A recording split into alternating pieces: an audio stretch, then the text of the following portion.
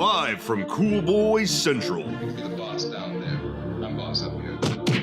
From bat tips to bat nips, we are just three cool boys revisiting Batman, the animated series, and wearing hats. This is Batman and Beyond, a Cool Boys podcast. I see Batman and Beyond. Greetings, Cool Boy Bat Nation, and welcome to another installment of Batman and Beyond, a Cool Boys podcast. I'm Felk. I'm Ballard. And I'm Steve. So cool. Tonight's episode is Two-Face, Part 2, directed by Kevin Altieri and written by Randy Rogel. This episode aired September 28th, 1992, just 3 days after Part 1, and features Rupert Thorne and Two-Face as its antagonists. Wikipedia says Harvey Dent, now calling himself Two-Face, resurfaces and starts robbing Rupert Thorne's illegal businesses, preparing for a final confrontation with the crime boss. And Batman must stop his former friend before he and Thorne kill each other. Special note, Batman's method of defeating Two-Face in this episode, using a case of coins, was later used in the climax of Batman Forever. Well, spoilers, Wikipedia. Maybe I'll cut that out. Yeah, I was gonna save that until the end, but okay. Wikipedia puts it in its episode description. Yeah, so I love the previously on that we get right after the general opening animation because it's the first time we get a previously on Batman. Mm-hmm. Whose voice was that? Doot. I don't know. It didn't sound like it was like Bruce Wayne's voice or Batman's voice. I was like, who is that voice? Is that Bruce Timm's voice or something? I didn't know who that was. Previously on Batman. But I like how they sum up essentially all of the last episode with what happens in the last 3 minutes only of part 1. And that's all that's important. Right? I love that. But what's great is they show how, with Pretty Poison, how they're able to do a really tight single 1 episode arc of an origin story for a great villain like Poison Ivy. But with this one, they show with this previously on that they could have easily done a tight version of this Two-Face episode as 1 episode, but they gave it 2 parts and really allowed the time to expand and to tell this story arc and to have it like deliver and be such a better and more layered and more nuanced story. And I really fucking think that they did a great job. And this is like really where I think I started to love the show more, just for the aspect that this was a part 2. It's a watershed episode. Handled it part 2. It's definitely when the series takes on bigger stories, and I think it's important because like Two-Face has been set up, even if he's only in like 2 previous episodes. I mean, this is a villain that Batman or Bruce Wayne has a personal connection to. So I think it deserves emotional tie. Yeah, absolutely. I think it deserves a 2-parter. They definitely show that in the episode too, where they have Bruce staying up and late researching, and he's not using his back computer. He's doing it on his own, and he's using books. So this is personal for Bruce. So I have a interesting little bit of trivia for what's that, Steve? The first, when they go in to do the robbery, and Harvey says a line in there. I think the line something like, "For the next 5 minutes, I'm in control." Yes, that's from Dog Day Afternoon. That's. Oh, is that really? That's from Al Pacino. Wait, who says that in Dog? Al Pacino? Mm-hmm. Al Pacino says that. Sonny? He's gay. Isn't he Sonny in that or something like that? Right? It's a bit true story, isn't it? He's gay. I don't remember either if the name or if it was a true story. It is definitely a true story. Okay. I also kind of liked how he was like, don't adjust your TVs, or what did he say? And I remember being like, what is that? That was like Twilight Zone or Outer Limits, or very similar. I think Outer Limits is like do not attempt to adjust your television or something like that. Yeah, what's he doing? That's great. Two-Face has got the witty line. So I like Two-Face in this. I like how we get like a real Two-Face. I like how the episode starts and he's Two-Face. We're not pussyfooting this shit at all. This is Two-Face. What's interesting is that it jumps 6 months into the future. So the episode part 1 ends with Harvey screaming with the lightning and his face being all scarred, and he then jumps out the window. And he jumps out a window, and then the next episode, just a week later, is him 6 months later. PTA is disbanded. He has a, God, the PTA has disbanded! No, the PTA has not disbanded. I think he has a credit card in Two-Face's name, and he has a suit that he was specially tailored to him, the black and white suit. So that's Super hot. another piece of trivia. Apparently, that black and white suit it was the first time that they did it like that, and the comics followed. No followed way, further. really? This is the first time hearing of this. What? I appreciate that he took the time to hire henchmen who are also twins. Yeah, twin goons, twin hired goons. The two part of he's Two-Face and they're twins. It doesn't quite make sense because Apparently, he prosecuted them at one point, so he knows them. That's he mentions convenient. that. I like how he's robbing Rupert Thorne. I like how this is like in Scarecrow's story. Like one of the few things I liked about Scarecrow's story was what's that called? Nothing to Fear. Yes. I like how this is like a revenge story. Like Harvey's just like, fuck this. I'm just gonna fucking go and just burn your world down, take all your money. I'm gonna burn it all. But we're gonna see right now is actually another dream sequence, but this time we're gonna see someone else's dreams. Part 1, we saw Harvey's dreams, we saw his demons in his dreams, but in part 2, we see Bruce's demons in his dreams and how he let Harvey down. It's a how dream he lets his fake parents out. down, how he lets everybody down. You fucking suck, Bruce Wayne. It's a dream fake out. You think it's Harvey's dream, but no, it's Bruce's dream. It's Brucey's. Was it his fake out? I thought from the beginning that it was. I knew that it was Batman's dream. Really, it starts with Harvey. Yeah. Oh yeah. It starts with Harvey running away, and you hear like, "You failed me, Bruce," and all that kind of shit. Once again, they just do dream sequences really well in this show. They do. They have a good idea of, I guess, psychology, or they do a good job for a kid show just to portray that these issues that people will be processing. I like that when he wakes up from the dream, the Flash is there, even though the Flash hasn't been introduced as a character yet, so it's very confusing. And he yells warnings that are clearly setting up for an Injustice-style storyline that never get explored because they fired Zack Snyder and replaced him with Joss Whedon. Wait, is that this episode? Is that this episode of Batman the Animated Series? Yeah, that was Batman BVS podcast. One of the things I gotta say that's interesting, to go back to the earlier bank robbery scene, is that I like how we see the coin actually decide two different fates in that scene. We see it essentially decide like, we're gonna rob this place and we're just taking, the cash, and that and that they spare that they're gonna take the place down, but that they spares the guy with the jewelry. It wasn't in the plan. Wasn't in the plan. Well, it wasn't in the plan, but so he still has to flips flip the a coin. He has to flip a coin because it wasn't part of the plan. The good So I and the like bad how we coin. established the coin and its The rules. actual rules. Oh yeah, very and quickly. It's like I think how Felk said in the last episode in Batman Forever, Harvey Dent's Two-Face in Batman Forever has no rules with flipping this coin. He'll flip it and flip it for days and Batman days. Forever until it was a works to terrible his movie. advantage. That's not worth remembering. Because it defeats the fact that they stole the idea from this episode where Batman defeats him by throwing coins. So we are spoiling that? Are we spoiling Batman Forever? It was like 1995. Yeah, I think we're fine. You're right. I agree. No, you're right. It makes no sense in Batman Forever. Like, why would that Two-Face even give a shit about his coin? He fucking just abuses it It's as just is. special. It's just special to him. There may have been a whole scene in a trial courtroom that was establishes this that was cut from the movie though, or used as newsroom footage. That's very possible. That's very possible. So, by the way, we just saw Harvey's wallet, and it says his credit card actually said Two-Face was the name on the credit card. The credit card was for $$ Insta, so maybe something $$ instant, and the number was, if I caught it, it was 66623 whatever. I couldn't see it. Well, let's not forget Batman also has a credit card that simply says Batman, and it is valid till forever. These who are these credit card are companies? just lending money to Gotham Bank. to. Dude, so is this where Joker's getting all this money to finance his engineers? Then kill him? Banking in Gotham is obviously a lot more lax. As long as he makes his minimum monthly payment, they don't care.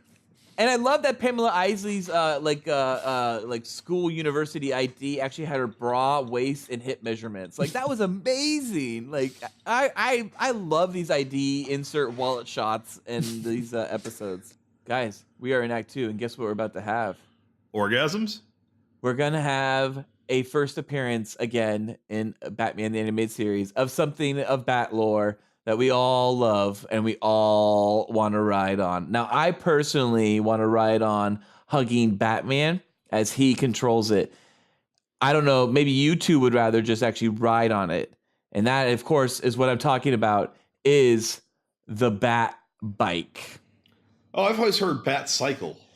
Oh, Bat Cycle. That's nice. I like that too. I don't like That's Bat good. Pod. I always like, don't call it the Bat or Bat Pod. Just call it Bat Cycle and Bat Copter, I guess. Bat Pod, I think, is specific to the Dark Knight, right? In the Dark Knight Rises. Yeah, it is. But it's been called the Bat Pod in like toys that have nothing to do with the Dark Knight, that are just like on their own. What was it called in Batman Returns when he eventually gets it down to 2 wheels and it goes through the tiny little alleyway? I think still just the Batmobile. That was just still the Batmobile. That wasn't like a Bat Pod. No, I don't think. I don't know if there's ever a toy of it, but I'm pretty sure Bat Pod refers to the fact that it uses an escape pod. But then because it looked good, they just kept it. He just kept using it in The Dark Knight Rises, even though at that point it's like, get something a little more permanent. Wasn't that just like half of your car as a emergency only advice? I think he liked it a lot. Yeah, I think he liked the accessibility of it. He was able to go through a mall. He was able to go through alleyways. He was able to shoot a dumpster and then jump it. Yeah, the Bat Cycle from the animated series does not have guns attached to it. I like Robin's Bat Cycle too. That he was pretty badass on there. The red cycle. It's called the Red Robin cycle. What would it be called? The Red Robin. It's called the Red Robin, I think. Is it called the Red Robin? I think so. Yum. Robin. Yum. One of the things that I thought was kind of interesting was that kind of Batman considers Two-Face a monster just basically because he looks like a monster. Like because he's committing robberies. Yeah. I think he calls him a monster. He's like, "You're not a monster," or he's like, "I need to figure out how to save him from." This yeah. monster." It's like, why are you saying this, Batman? Because he's been robbing banks. That's not. I don't know. I felt like it was much more of like just because he looked like a monster, because he's scarred, that like he was calling him a monster. Like we have to figure out how to save him. I don't know. It just seemed much more on the discriminatory from Batman. Yeah, discriminatory. Batman's been bested again, Steve. It happens kind of often, but Two-Face.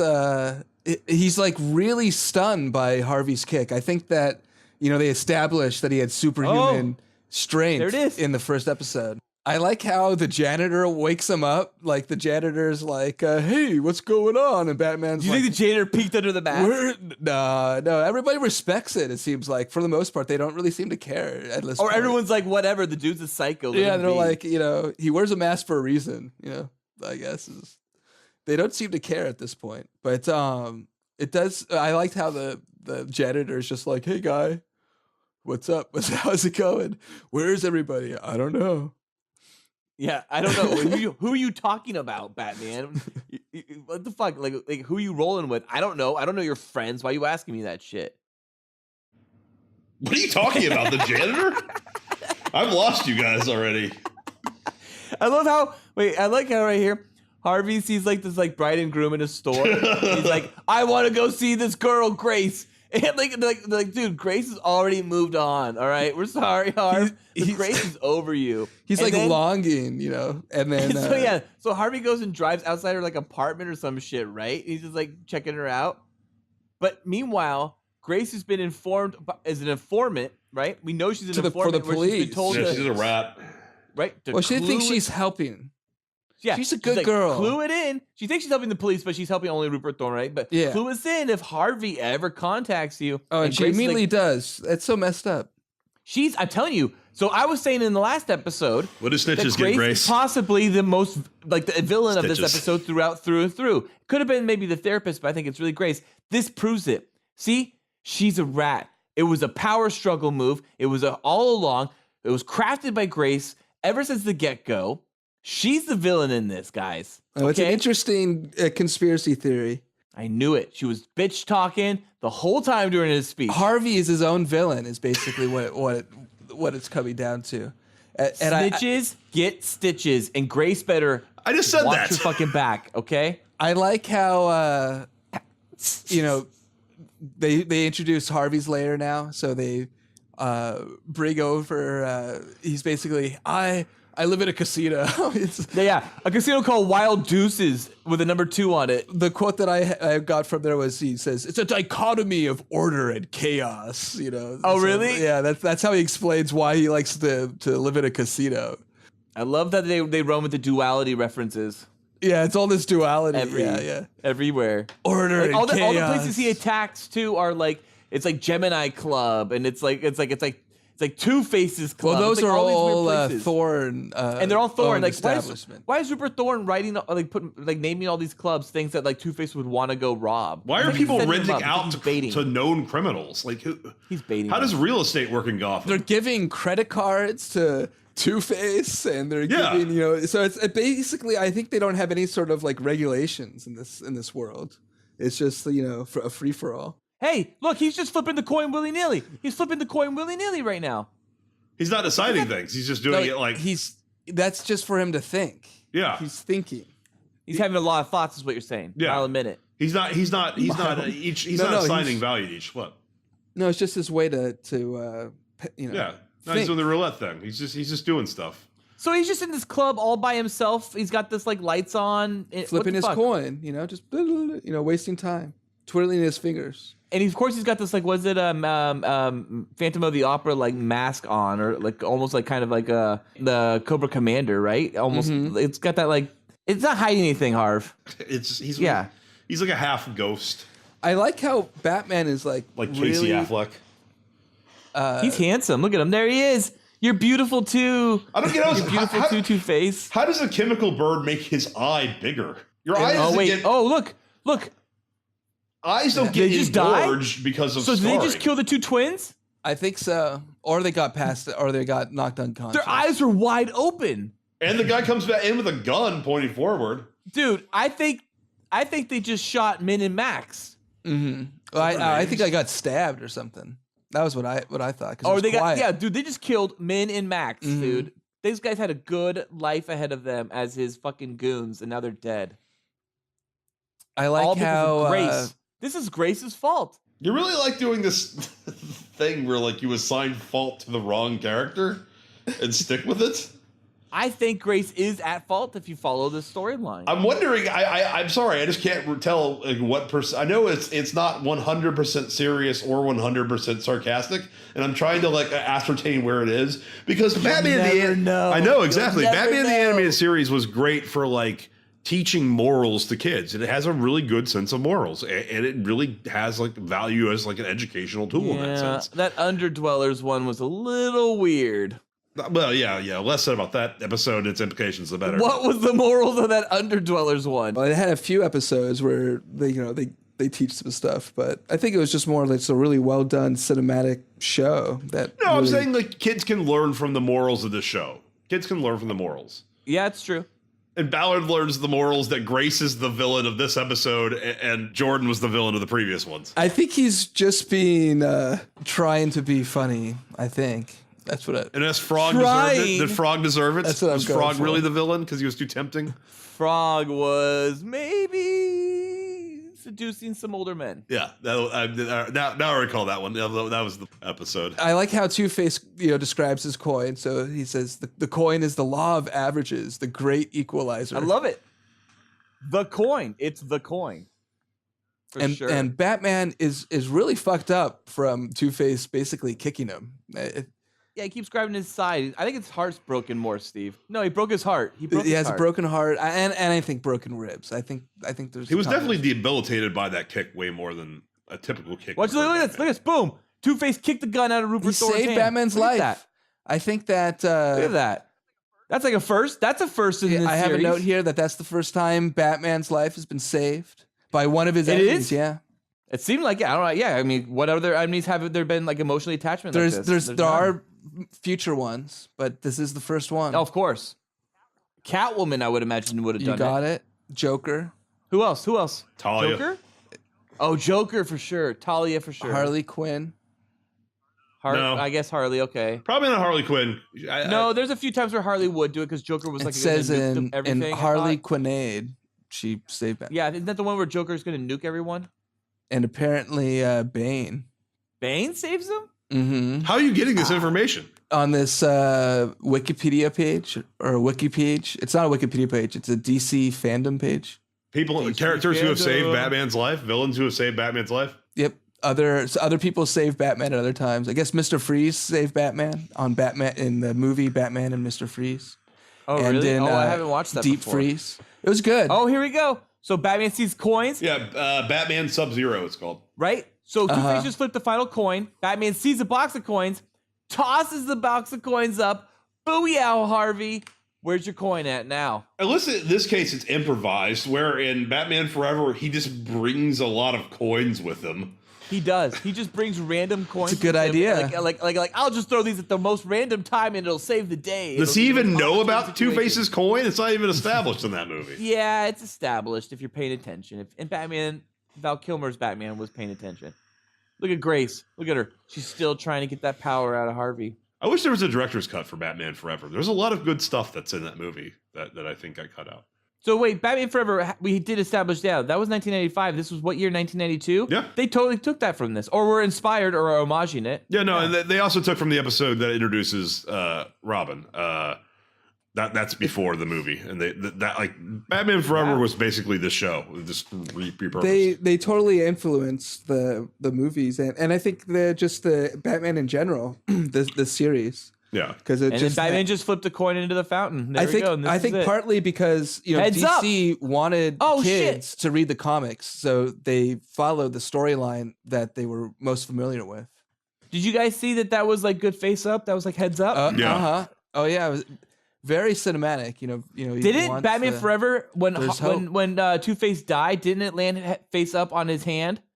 And didn't it also land face up in the Dark Knight after Batman knocks Harvey into saves the his son. pit? Yeah, it's like saying like the face up because Batman saves. I his love son. it. It's always Batman. Every single Gordon's time son. it's been Batman's coin, right? It's been face up essentially, or Batman's decision making of the coin, right? Like Batman made the decision all three times. Yeah, I like how when they take Wow. Harvey away, it's the men in the white coats that take him away.